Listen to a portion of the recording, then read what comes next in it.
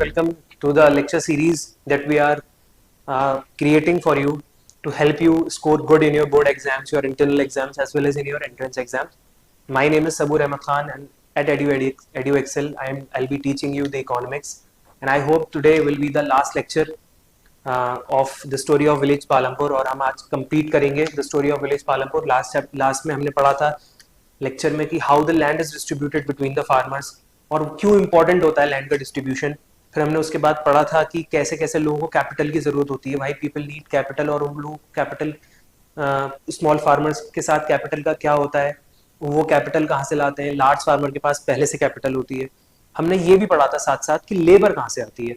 Small farmers अपनी field पे खुद काम करते हैं और लार्ज फार्मर्स जो होते हैं वो ऐसे लोगों को हायर करते हैं जिनके पास लैंड नहीं होती है. छोटे गरीब किसान, पुअर जो फार्मर्स होते हैं उनको हायर करते हैं. Today we will be discussing कि अभी तक हम लोगों ने पढ़ लिया ना कि बार बार हम क्या पढ़ रहे थे. अभी तक हम ये पढ़ रहे थे कि एक फार्मर है नॉर्मल, अभी तक हम ये पढ़ रहे थे कोई भी नॉर्मल फार्मर है, उसकी फील्ड है ये, और वो कुछ भी कोशिश कर रहा है ज्यादा प्रोड्यूस करने की. वो बार बार ये कोशिश कर रहा है कि मैं ज्यादा प्रोड्यूस करूं. ऐसा क्यों है? अब आपने देखा उसने मल्टीपल क्रॉपिंग इस्तेमाल करी यहाँ पे, ठीक है, मल्टीपल क्रॉपिंग इस्तेमाल करी उसने. आपने फिर उसके बाद देखा कि उसने HYV सीड्स इस्तेमाल करे. आपने उसको देखा कि HYV सीड्स को हमने और क्या कहा, मॉडर्न फार्मिंग टेक्निक इस्तेमाल करी उसने. मॉडर्न फार्मिंग टेक्निक इस्तेमाल करी. ये सारी चीजें हम लोगों ने देखी. उसमें उसने ट्रैक्टर्स इस्तेमाल करे, इरिगेशन के लिए ट्यूबवेल लगाया, फर्टिलाइजर्स लगाए, पेस्टिसाइड्स लगाए. All these terms I am repeating again and again just to embark these things in your mind, ताकि आपके दिमाग में, जहन में चीजें बैठ जाएं, because this is very important when you are writing an answer. आपको यही पॉइंट्स उसमें लिखने होंगे. ये जितने भी टर्म्स होते हैं ना, जब आप लिखोगे ना मॉडर्न फार्मिंग टेक्निक्स, उसका इतना इम्पैक्ट नहीं होगा आंसर में. लेकिन जब आप लिखोगे modern farming techniques such as tubewell for irrigation, such as fertilizer sprays, such as pesticides, such as tractors, harvesters, threshers, जब आप एग्जाम्पल लिखोगे ना मॉडर्न फार्मिंग टेक्निक्स के, तो उसका ज्यादा इंपैक्ट पड़ेगा आपके आंसर पे. ठीक है, तो हमने ये चीज देखी कि ये ज्यादा ही प्रोड्यूस करना चाह रहा है किसी ना किसी तरीके से. ये चाह रहा है कि जो भी पहले सपोज करो मैं 100 किलो उगाता था और मेरी फैमिली का मैं पेट भर लिया करता था, अब मैं 500 किलो उगाऊं. तो आप कहोगे कि सर 100 किलो में तो उसकी फैमिली का पेट भर रहा है, तो 500 किलो क्यों उगाना चाह रहा है? यही चीज हम लोग अभी पढ़ने वाले हैं कि वो 500 किलो क्यों उगाना चाह रहा है. जस्ट अ सेकेंड, देखिए, sale of surplus farm products. अब होता क्या है कि वो लोग जो भी ज्यादा उगाते हैं, the wheat is harvested and the production is complete. मतलब बता रहा है कि जो गेहूं उगाया था वो अब हार्वेस्ट कर लिया गया है, प्रोडक्शन कंप्लीट हो गया है. थोड़ा सा पार्ट उन्होंने व्हीट का अपनी फैमिली कंजम्पशन के लिए रख लिया, ठीक है, और बाकी जो था सरप्लस, जो व्हीट था, सरप्लस का मतलब होता है ज्यादा, जो जरूरत से ज्यादा हो आपके पास, सरप्लस व्हीट जो था वो उन्होंने सेल कर दिया मार्केट में. अब स्मॉल फार्मर्स, जैसे हमने ऊपर स्टोरी पढ़ी थी, गोविंद और सविता आपस में बात कर रहे थे, उनके पास कम सरप्लस होता है, दे हैव लिटिल सरप्लस. उनके पास लिटिल सरप्लस इसलिए होता है क्योंकि हमने पढ़ा था जो पुअर फार्मर होते हैं उनके पास छोटी जमीन होती है, छोटी जमीन में से कम उगा पाते हैं, देयरफॉर उनके पास कम सरप्लस होता है. ठीक है, और वो ज्यादातर जो भी उगाते हैं वो अपने खाने के लिए उगाते हैं कि अपनी फैमिली का पेट भर सके. ठीक है, small, and from this substantial share is kept for their own family needs. अपनी फैमिली नीड्स के लिए रख लेते हैं. तो so it is the medium and the large farmers who supply wheat to the market. Very important thing. आपके दिमाग में या मेरे दिमाग में सवाल आना चाहिए कि सर जब आप बता रहे हो कि ये जो छोटे फार्मर्स हैं ये खुद उगा के खुद खा लेते हैं, तो सर जो मेरे घर में आटा आता है वो कहाँ से आता है? मेरे घर में जो गेहूं आता है वो कहाँ से आता है? चावल आता है कहाँ से आता है? वो आता है मीडियम एंड लार्ज फार्मर्स. जो बड़े फार्मर्स होते हैं, मीडियम फार्मर्स होते हैं, उनके पास बहुत ज्यादा प्रोडक्शन होता है, सरप्लस में प्रोडक्शन होता है. जैसे मैंने अभी आपको दिखाया, 100 किलो की उनकी जरूरत है फैमिली की, वो 500 किलो उगाते हैं. 100 किलो वो रखते हैं अपने पास अपनी फैमिली की नीड्स के लिए, और 500 किलो वो बराबर में ले जाके बेच देते हैं. अब यहाँ पे लिखा हुआ है ट्रेडर्स होते हैं मार्केट में, वो खरीदते हैं व्हीट को और फिर शॉपकीपर्स को बेचते हैं, फिर शहर में जाके बिकता है जो मैं और आप लोग खाते हैं. ठीक, अब इसमें तेजपाल की स्टोरी सुना रहा है कि तेजपाल एक लार्ज फार्मर है, उसने 350 क्विंटल उगाया था, बाकी जो उसने अपने यूज के लिए रख लिया, जो सरप्लस था वो ले जाके उसने गांव में बेच दिया. क्वेश्चन पूछ रहा है कि तेजपाल ने उस अर्निंग का क्या किया? तो तेजपाल जो था ना, उसने ज्यादातर अर्निंग अपनी बैंक अकाउंट में डाल दी. अभी मैंने आपको लास्ट लेक्चर में एक चीज बताई थी कि जो बिग फार्मर होता है उसके पास सेविंग्स कहाँ से आती है? उसके पास सेविंग्स आती हैं वो जो अपना सरप्लस गांव में ले जाके बेचता है, उससे जो उसको पैसा मिलता है वो सेव कर लेता है, और उसे किस लिए इस्तेमाल करता है वो उस सेविंग्स को? अपनी फैमिली को अच्छा खाना, अच्छी एजुकेशन, अच्छी हेल्थ, ये सारी चीजें देता है। और पैसा जो उसके पास सेविंग्स को बचता है उससे वो अगले साल के सीड्स खरीदता है, अगले साल के पेस्टिसाइड खरीदता है, अगले साल के लिए सारी चीजें खरीदता है। फिर भी उसके पास कुछ पैसा बच जाता है, तो क्या करता है उस पैसे को लेता है और किसी स्मॉल फार्मर को जब कैपिटल की रिक्वायरमेंट होती है अपनी खेती शुरू करने के लिए, तो उसको लोन पे दे देता है ऑन हाई इंटरेस्ट रेट। यहाँ पे कहीं भी नहीं लिखा हुआ है high interest rate, it is the reality which I am telling you. ठीक है, लेटर ही use saving lending, lend money करता है फार्मर्स को, गरीब फार्मर्स को लैंड करता है मनी, यहाँ पे लिखा हुआ था। अपनी सेविंग्स को अपनी वर्किंग कैपिटल के लिए भी यूज करता है। वर्किंग कैपिटल हमने पढ़ा था, वो कैपिटल जो हमें वर्क कराती है, इनपुट जो होता है हमारा, जैसे कि seeds, water, fertilizer, etcetera etcetera. Tejpal Singh का इस साल प्लान है कि मैं एक और ट्रैक्टर खरीद लूंगा। तेजपाल सिंह ने ज्यादा इस बार बेच दिया है, तो सोच रहा है कि मैं इस बार अपना एक और ट्रैक्टर खरीद लूंगा। अब सपोज करो तेजपाल सिंह ट्रैक्टर खरीदेगा, तो उसे लेबर की जरूरत बढ़ेगी या कम होगी? पहले उसके पास एक ट्रैक्टर था, तो एक ट्रैक्टर से काम करवाता होगा, बाकी मजदूरों से काम करवाता होगा। अब उसके पास दो ट्रैक्टर हो जाएंगे, तो क्या वो मजदूरों को हायर करेगा? ऑब्वियसली नहीं करेगा। तो एक तरफ जब तेजपाल अपनी उपज, अपनी यील्ड बढ़ाने के लिए, अपने गेहूं का प्रोडक्शन बढ़ाने के लिए, एक तरफ तो तेजपाल सिंह क्या कर रहा है कि मॉडर्न टूल्स एंड टेक्निक्स अपना रहा है, अच्छा काम कर रहा है। लेकिन उसके मॉडर्न टूल्स एंड टेक्निक्स अपनाने से क्या हो रहा है कि जो गरीब फार्मर था, जो गरीब किसान था, उसके साथ क्या दिक्कत हुई? उसको अब काम नहीं मिलेगा, क्योंकि तेजपाल के पास अब ट्रैक्टर आ चुका है। ठीक है, तेजपाल सिंह की तरह अदर बहुत सारे और लार्ज और मीडियम साइज फार्मर्स हैं जो अपना सरप्लस ले जाके मार्केट में बेचते हैं, उससे अपनी अर्निंग आती है, अर्निंग से वो अपने लिए चीजें खरीदते हैं, अगले सीजन के लिए सीड्स खरीदते हैं। हमने पढ़ लिया, मैंने आपको बता दिया। ठीक है, इसलिए उनको लोन लेने की जरूरत नहीं पड़ती। ठीक है, some farmers might also use the savings to buy cattle. कुछ फार्मर्स ऐसे होते हैं जो उससे कैटल खरीद लेते हैं, गाय, भैंस। कुछ लोग ट्रक्स खरीदते हैं, कुछ लोग शॉप खरीदते हैं, एक्सेट्रा एक्सेट्रा। तो जाहिर सी बात है, मैंने अभी आपको बताया था ना, the rich is getting richer and the poor is getting more poor. इसका रीजन क्या है कि देखो, उस एक बंदे के पास पहले से पैसे थे, उसने उस पैसे से ज्यादा अच्छे सीड्स खरीद के ज्यादा उगा लिया, ज्यादा उगा लिया, उसे ले जाके मार्केट में बेच दिया, उससे और ज्यादा पैसे आ गए, और ज्यादा पैसे से वो और ज्यादा पैसा बनाएगा। जो उसकी सेविंग्स थी उसको उसने लोन भी दे देगा किसी को, उससे वो ट्रैक्टर्स भी खरीद लेगा अगले साल का प्रोडक्शन बढ़ाने के लिए, उससे वो और अच्छे सीड्स खरीद सकता है, उससे उसने शॉप्स खरीद ली मार्केट में, इन शॉप्स को रेंट्स पे उठा सकता है, उससे और पैसा कमाएगा। उसने कैटल खरीद ली, इसका दूध लेके वो बेचेगा, इससे घी बटर बना के बेचेगा, और वो और अमीर होता जाएगा। And this is the pathetic condition that we are experiencing, कि बहुत ही अनइक्वल डिस्ट्रीब्यूशन है, कि किसी के पास है तो बहुत ज्यादा है और किसी के पास नहीं है तो उसके पास बिल्कुल नहीं। तो मैं थोड़ा सा, मतलब थोड़ा सा इमोशनल डेप्थ में चला गया, ये इस चैप्टर में नहीं लिखा हुआ है, this is I am telling you so that I want कि आप एम्पैथाइज करें थोड़ा सा, है ना, तभी आप ज्यादा अच्छे समझ पाएंगे। अब कह रहा है non farm activities in Palanpur. अभी हमने स्टार्टिंग ऑफ द चैप्टर में एक चीज देखी थी, just a second, starting of the chapter में हमने एक चीज देखी थी, उसमें ये था चैप्टर में कि, सॉरी, कि अगर 100 लोग हैं, मैंने आपको बताया था, तो उसमें से 75 लोग तो फार्म एक्टिविटीज में हैं, फार्म एक्टिविटीज मतलब एग्रीकल्चर एक्टिविटीज में, लेकिन 25 लोग ऐसे भी हैं जो नॉन फार्म एक्टिविटीज में। अब ये लोग वही होंगे जो, सपोज करो, या तो ये वो लोग होंगे जिनके पास अपनी जमीन नहीं है, तो कोई दुकान खोल के बैठ गया है, कोई मजदूरी कर रहा है, etcetera etcetera. Non farm activities जो मतलब फार्म से रिलेटेड नहीं है, एग्रीकल्चर से रिलेटेड नहीं है, नॉन फार्म एक्टिविटीज। तो बहुत सारे ऐसे काम होते हैं गाँव में, आपने भी देखे हैं, मैंने भी देखे हैं। जैसे डेयरी एक काम है, फॉर एग्जाम्पल डेयरी, कुछ लोग डेयरी का काम करते हैं, मतलब उनके पास बुफेलोज हैं और भी अलग तरीके के कैटल है, वो उन लोगों को पालते हैं, उनको घास खिलाते हैं, ज्वार बाजरा कुछ भी खिलाते हैं, और जो उनसे दूध मिलता है, बटर मिलता है, घी मिलता है, वो उसको बेचते हैं ले जाके। बराबर वाले गांव में भी बेच सकते हैं, बराबर वाले विलेज, बराबर वाले सिटी, और अपने गांव में भी बेच सकते हैं। ठीक है, अभी बता रहा है दो ट्रेडर्स हैं, जो शाहपुर टाउन है, जो बराबर में एक टाउन है, शाहपुर बड़ा टाउन है, वहां पे एक कलेक्शन सेंटर है कि सब लोग वहां पे लाके अपना दूध जमा करा देते हैं और पैसे ले लेते हैं। मतलब जो भी दूध निकाला उन्होंने गाय भैंस से, वो लेके जाते हैं दूध, और शाहपुर में एक कलेक्शन सेंटर है, किसी आदमी का होगा, वहां पे जमा करा देते हैं और उनसे पैसा ले लेते हैं। चिलिंग सेंटर है, चिलिंग सेंटर मतलब जहाँ पे ठंडा रखते हैं दूध को ताकि खराब ना हो। ठीक है, तो दो ट्रेडर्स ने सेट कर रखा है, मिल्क आता है और वहां पे इकट्ठा होता है एक जगह पे, और फिर वहां से वो लोग ट्रेडर्स क्या करते हैं, उसे बेचते हैं।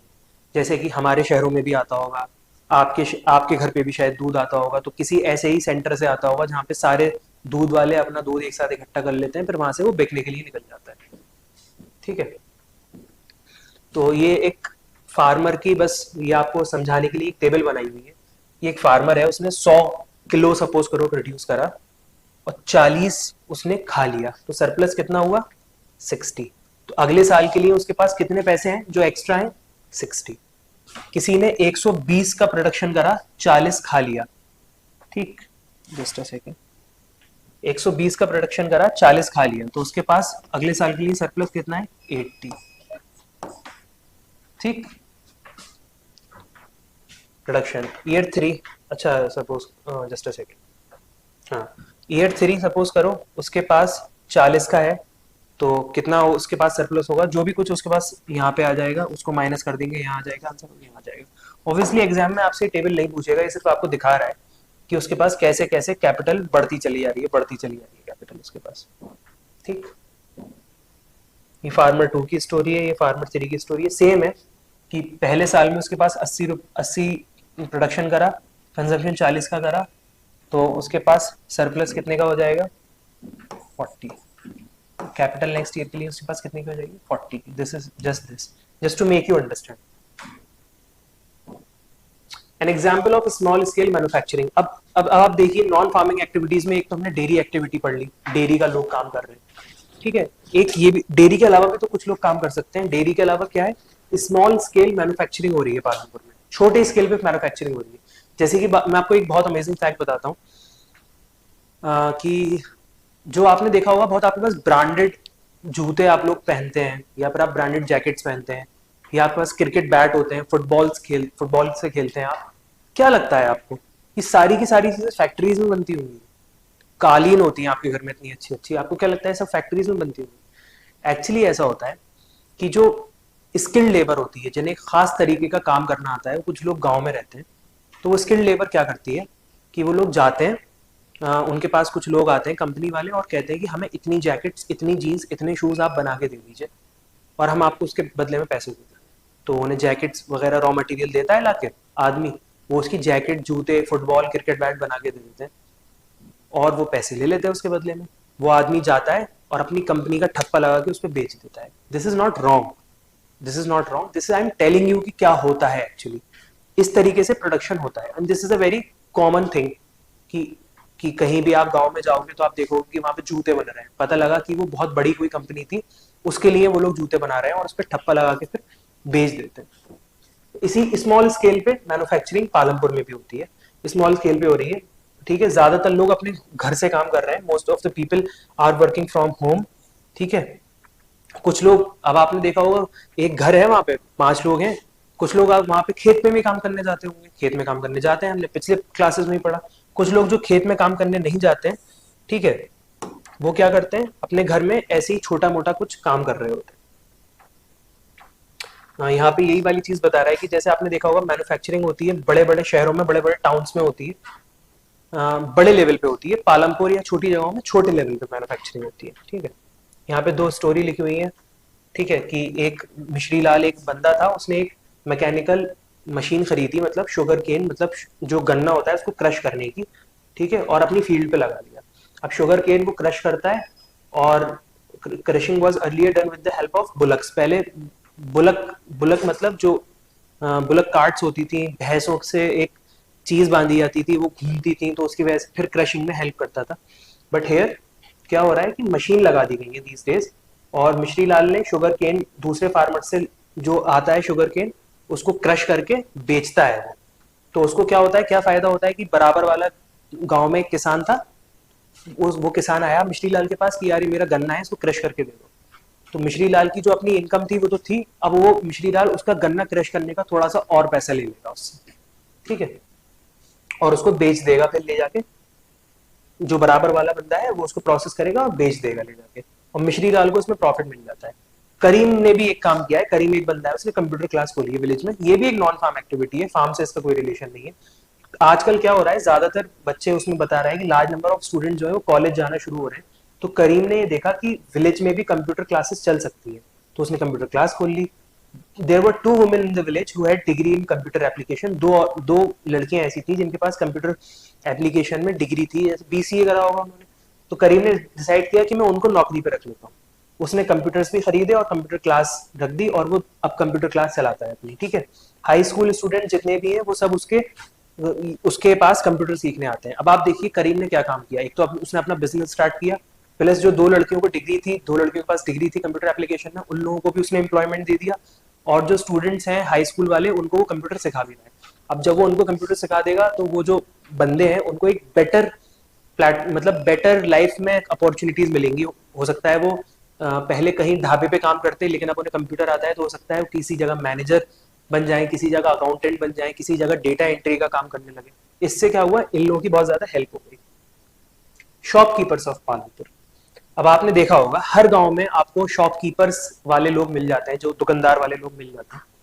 The traders of Palampur are shopkeepers who buy various goods from the wholesale market in the cities and sell them in the village.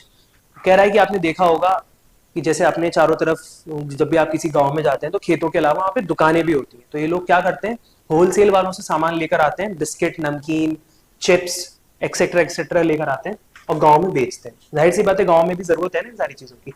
कह रहा है कि आपने जनरल स्टोर देखे होंगे जहाँ पे गेहूं बिकता है, शुगर, टी, ऑयल, ये सारी नोटबुक, पेन, पेंसिल बिकती है। A few of the families whose houses are close to the bus stand. हाँ, this is very important. अब वो कह रहा है कि कुछ फैमिलीज ऐसी हैं जिन लोगों के घर बहुत पास हैं, किसी से पास है, बस स्टैंड से पास है। तो बस स्टैंड जब बस रुकती है, बस स्टैंड पे आके वहां पे लोगों को खाने की जरूरत पड़ती है, कोई पानी की बोतल खरीदता है, कुछ समोसे खाने की कोशिश करता है, कोई पकौड़ी खाता है। आप सब लोगों ने देखा होगा, बिस्किट खरीदते हैं। तो जिन लोगों के घर बस स्टैंड के पास थे उन्होंने अपने घरों में ही दुकान खोल ली या अपने घर के पास दुकान खोल ली, सो दैट उनको वहां से एक्स्ट्रा इनकम मिल जाए। These are non farming activities. फिर कह रहा है transport a fast developing sector. Transport भी ऐसा सेक्टर है जो बहुत फास्ट डेवलप हो रहा है। सेक्टर मतलब एक ऐसा ऐसा पेशा है, ट्रांसपोर्ट एक ऐसा बिजनेस समझ लीजिए आप है जो बहुत तेजी से डेवलप हो रहा है, ठीक है।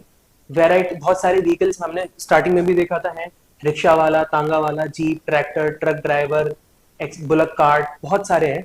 और ये लोग क्या करते हैं, लोगों को एक जगह से दूसरी जगह लेके जाते हैं, ठीक है। और बहुत सारे लोग इसमें इन्वॉल्व हैं। अब आप कहेंगे सर ऐसा क्यों हो रहा है, अब देखिए दो रीजन है इसके प्राइमरीली। अगर हम ध्यान से सोचें कि आपने देखा पहले इंसान कम उगाया करता था, अपने लिए उगाया करता था, खा लिया करता था। अब मॉडर्न फार्मिंग टेक्निक्स आ गई तो लोगों ने ज्यादा उगाना शुरू कर दिया। अब जब उन्होंने ज्यादा उगाना शुरू कर दिया तो वो बेचने लेके जाएंगे ये वाला सामान शहर, कैसे लेके जाएंगे, ट्रक से लेके जाएंगे, ट्रैक्टर से लेके जाएंगे। किसी के पास अपना ट्रक अपना ट्रैक्टर नहीं है तो वो किसी ऐसे बंदे से हायर करेगा ट्रक एंड ट्रैक्टर, कुछ पैसे देके कि मुझे अपना एक दिन के लिए ट्रक दे दो, मुझे शहर अपना सामान बेचने लेके जाना है। देखा ट्रांसपोर्ट बढ़ने लगा।